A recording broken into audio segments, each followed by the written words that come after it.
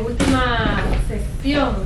Misael María, quien les habla, Yesenia Castillo, junto a don Pantaleón, que viene desde hace rato ya hablando.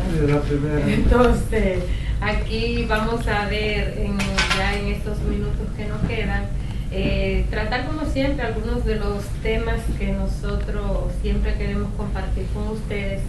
Y un tema de ellos es el relacionado con un estudio que hace una consultora referente a los ricos, la riqueza mundial. Esa es la consultora RBC. Entonces dice este estudio relacionado al año 2012 que hubo un incremento de 144.600 nuevos ricos en España. O sea, ustedes saben que España atraviesa por toda una crisis económica tremenda. Es uno de los países, junto con Grecia, de la Unión Europea, que no se ha podido recomponer después de 2008, cuando estalló la crisis en Estados Unidos, la crisis hipotecaria.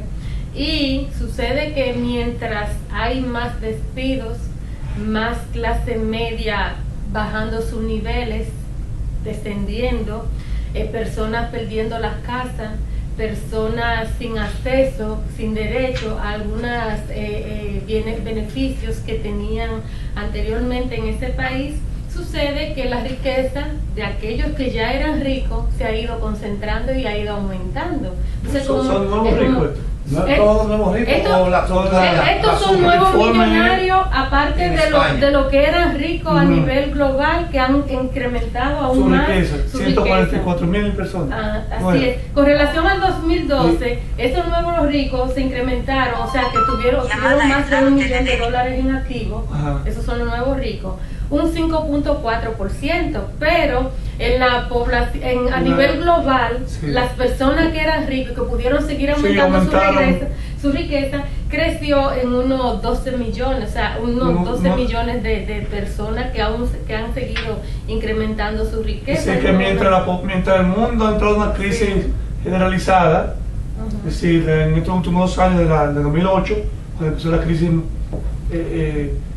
como tú lo planteabas, la crisis de hipotecaria en Estados Unidos, y que afectó por contagio a los países europeos, el mundo lo que ha visto es un aumento en una gran porción de los nuevos ricos.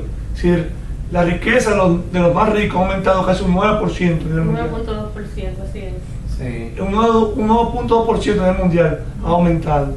Es decir, y con relación a España, a un 5.2%. Los nuevos ricos de España. Los nuevos ricos de España. España, que tiene 6 millones de desempleados.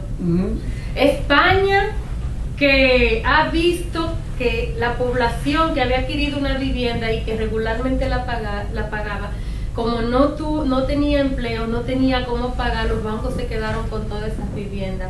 Personas que tú has visto protestando en la calle, una clase media simplemente disminuida cada día más.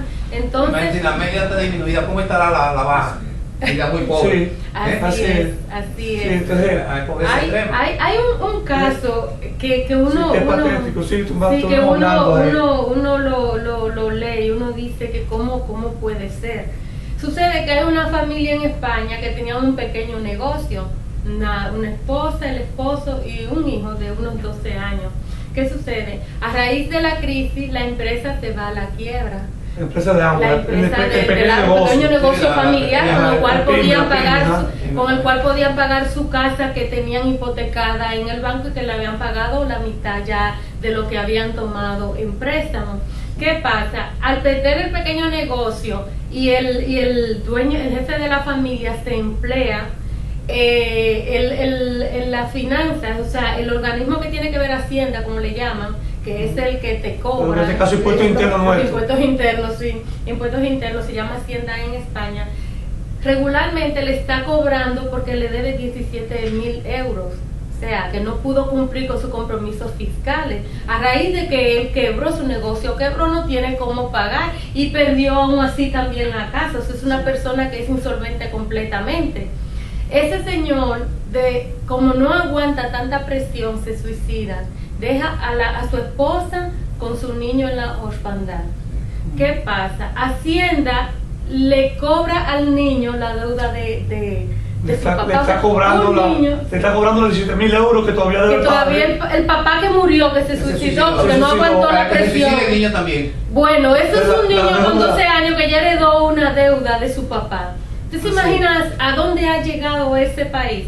Mientras bancos ricos, personas con niveles de riqueza y aumentándola, incrementándola, el país endeudándose, el Estado endeudándose, hay niños que están heredando la miseria y la riqueza y la pobreza. No, imagínate una familia que precisamente eso es lo que pasa. Es decir, la economía, porque tuviste un problema económico, pero ese problema económico se llevó a un problema de tipo social. Es decir, si hay un problema económico, de una vez se destruye, la primera vez se destruye la familia, empieza a destruirse, y por consiguiente la sociedad en su conjunto.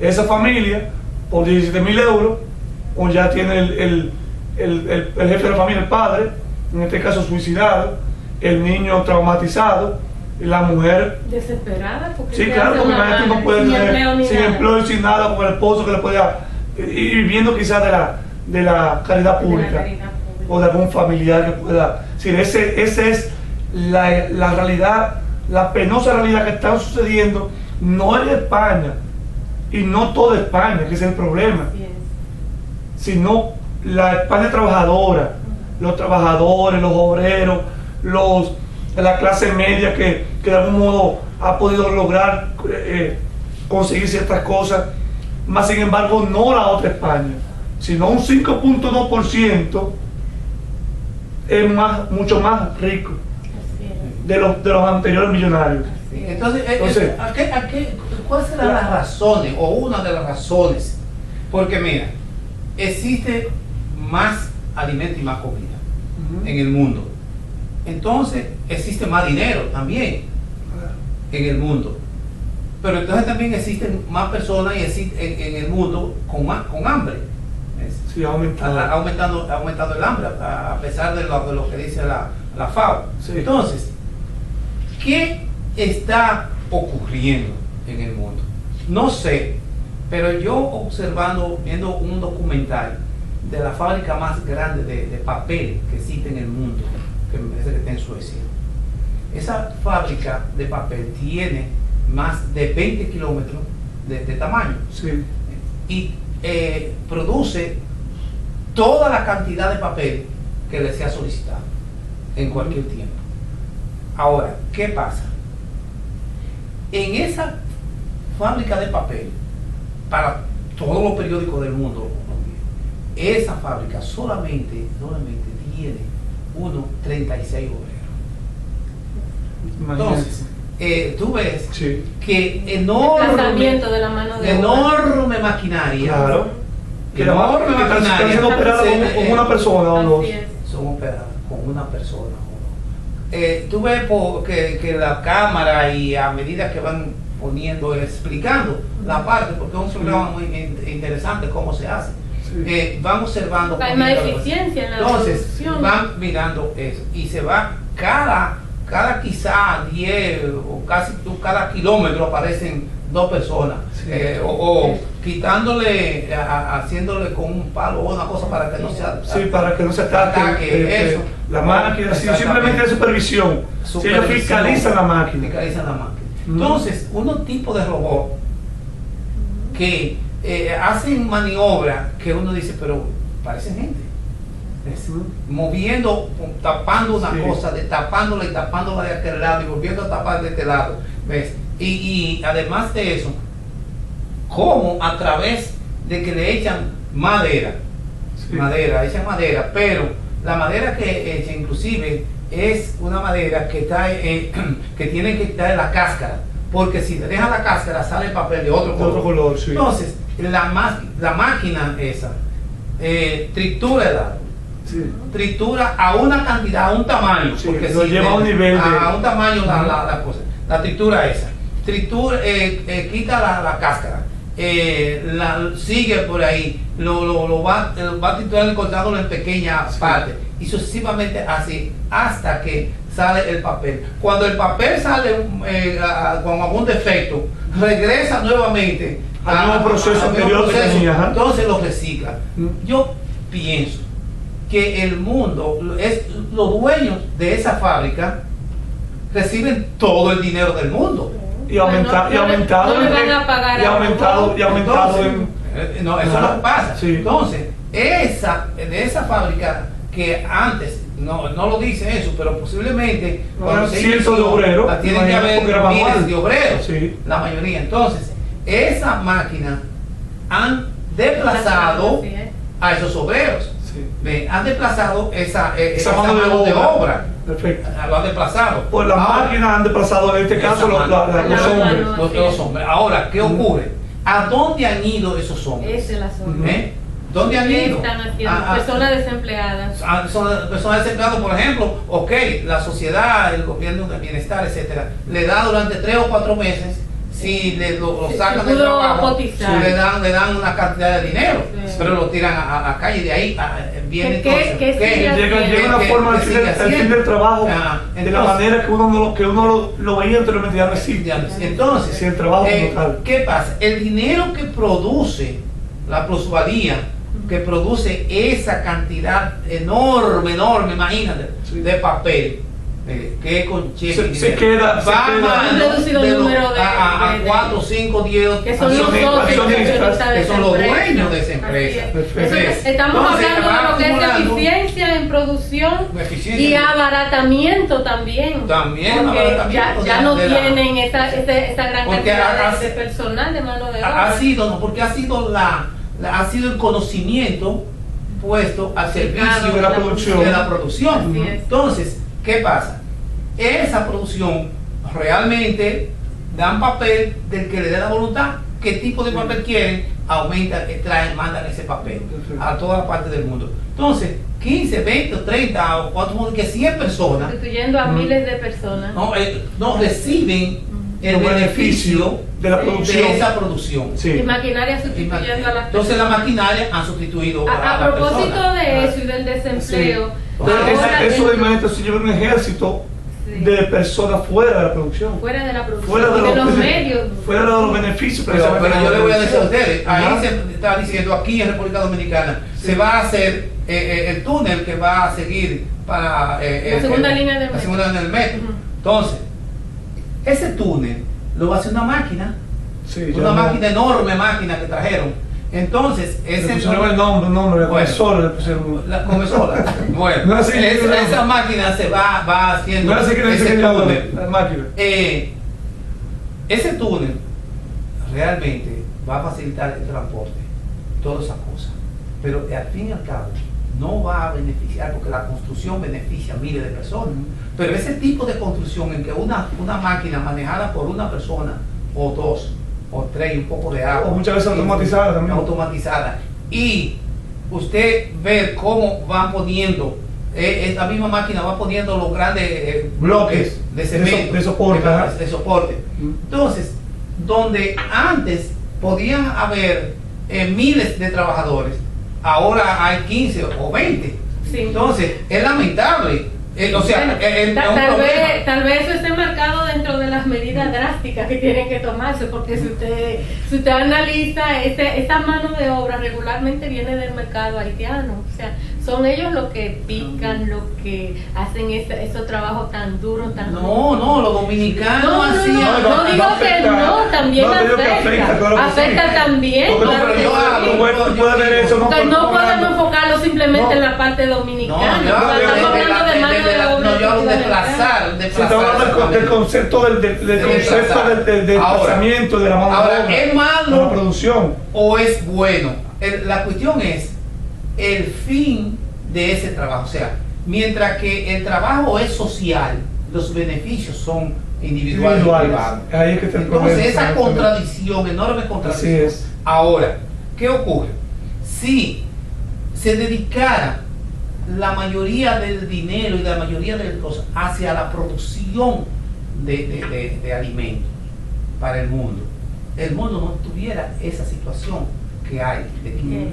Seguimos con lo mismo de concentración y volviendo un poquito al tema donde estábamos, esa parte, el Fondo Monetario Internacional, que está haciendo sus recomendaciones en España, porque España es un país que está intervenido por el Fondo Monetario Internacional, dice que se deben buscar mecanismos a fin de que se pueda abaratar el salario de las personas que están empleadas y de también llegar a acuerdo con los sindicatos para que bajar el salario, nivelar el salario y también que los despidos no resulten tan costosos para las empresas, y eso nos retrotrae un poco a la situación que actualmente se quiere dar y se están proponiendo los empresarios. Sí, aquí precisamente creo que queremos hacer ese link, linkar esa conexión con la situación que está en el país. Con lo que es la reforma del Código Laboral. Reformar el Código Laboral precisamente para